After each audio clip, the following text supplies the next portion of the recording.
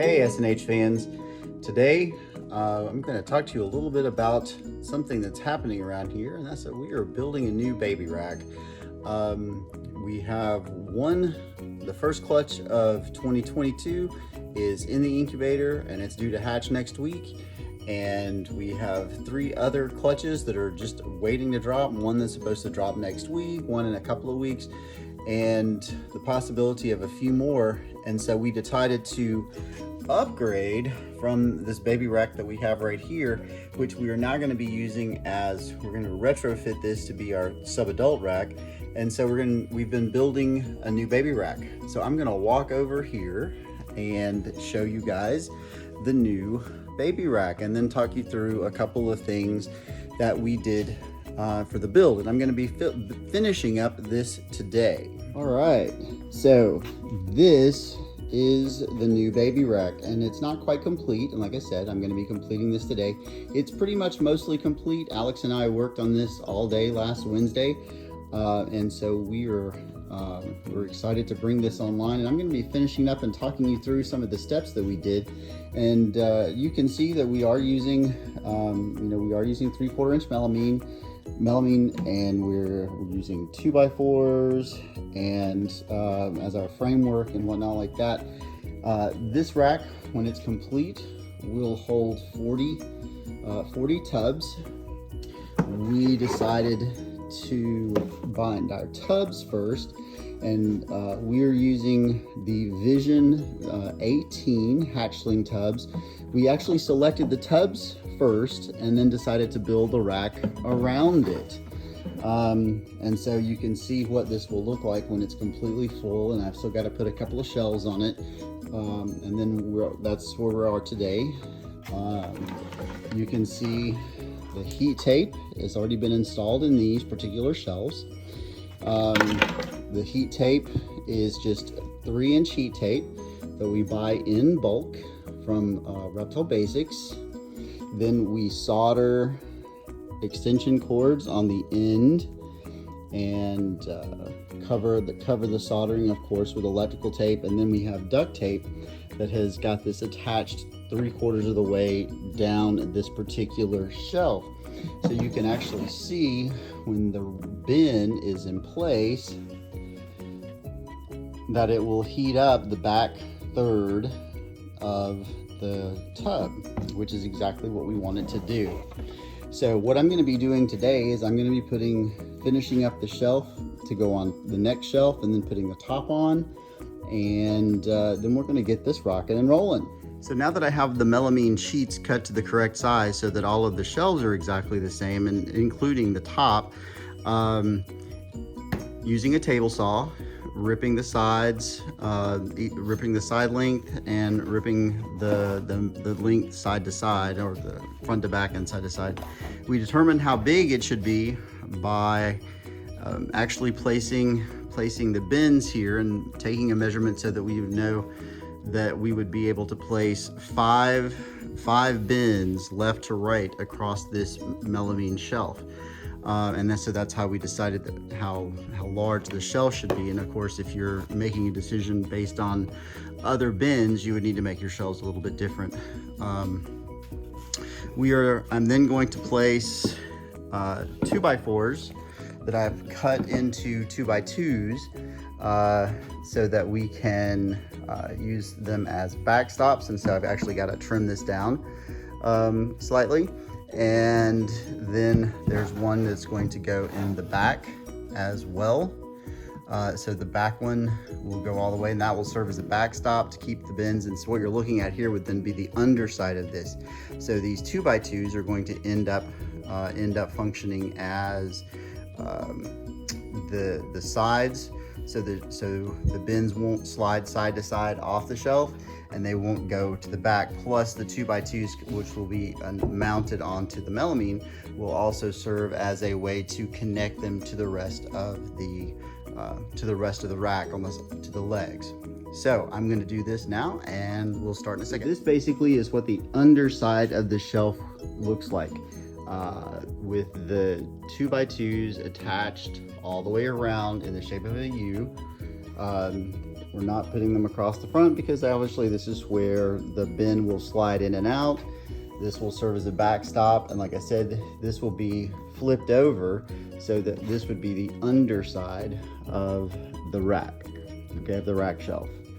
We're using 1 1/4 inch number 8 construction screws to come in from the top so that we didn't run the risk of having any points come through the melamine. And so I've clamped it down to the table, and so this is how I'm attaching the 2x2 U, if you will. Once I'd attached the melamine to the 2x2s, I went back and I used 2 1/2 inch construction screws to attach the U to the other parts of the 2x2s, the 2x2 U to the rest of it. So this would be a finished shelf, okay? So every one of the shelves here is constructed in this manner. And if this weren't going to be the top, I would be placing a sheet of this heat tape right here. And obviously I would have soldered an extension cord here so that it could be powered. If you're interested in finding out more about how to solder your own heat tape and make your own heat panels, check out another video here on our website, or just shoot us an email. We'll be glad to talk to you about it.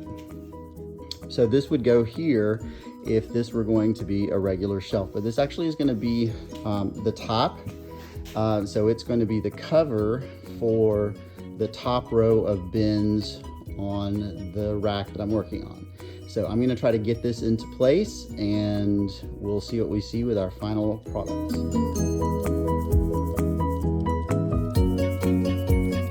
To put the shelf in place, I'm using 2x4s turned on their edge so that we get a nice even 3.5 inch spacing.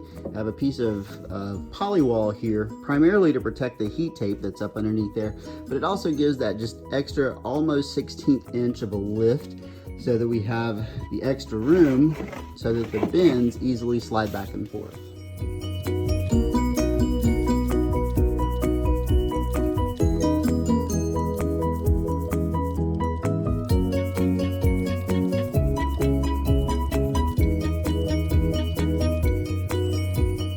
And there you have it, with the top on and the edges all sanded. We are ready to take this new baby rack, and put it into place. Hook it up to a thermostat, start getting those heating elements heated up, and so that it will be ready for hatching next week.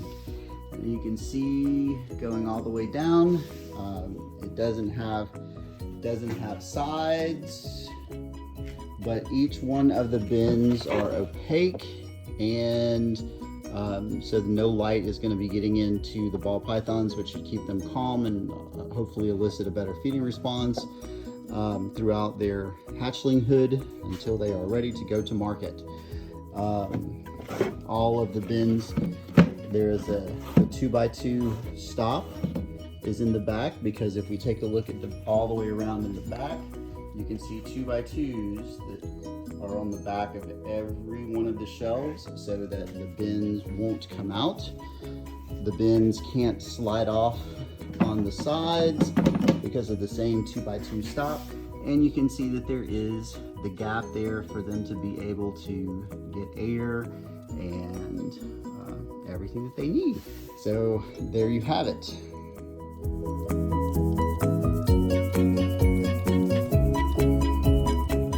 With the rack all situated, I am currently testing out to see what kind of temperature we're going to have. As you can see, I've got it wired and plugged in, attached to an Inkbird thermostat, which is what we're going to use for this for right now. And so what we're going to do is we're just going to wait and see what our temperatures look like. But there you have it. There is the new baby rack. This is not where it's going to go. This is just where I've got it sitting while we're testing it out. And so this will be our new hatchling rack. Exciting times here at S&H.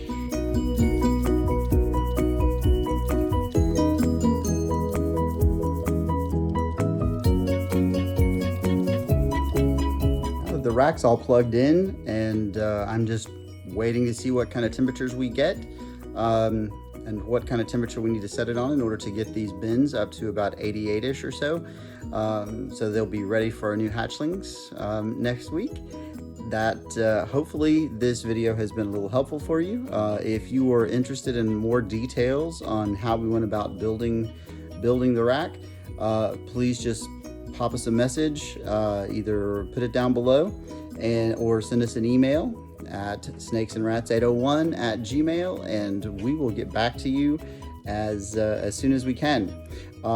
Quick plug, we know everybody will be posting between now and then, but don't forget, there is a Repticon Atlanta at the end of next month, at the end of July 23rd and 24th, I believe.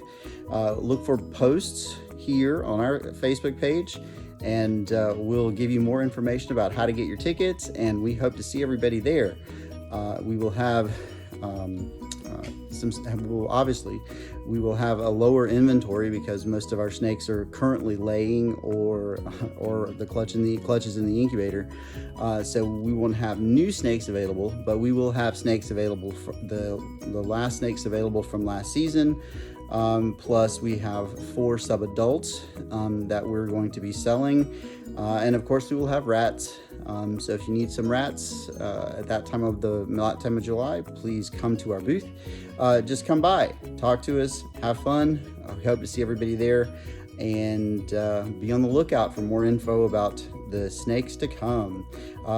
Let's give a shout out to Alex, who is currently down in the Keys, working with a professor doing research on the effects of storms on the coral reef system, proving that yet again we here at SNH are not just snake breeders, but we're all about education and ecology.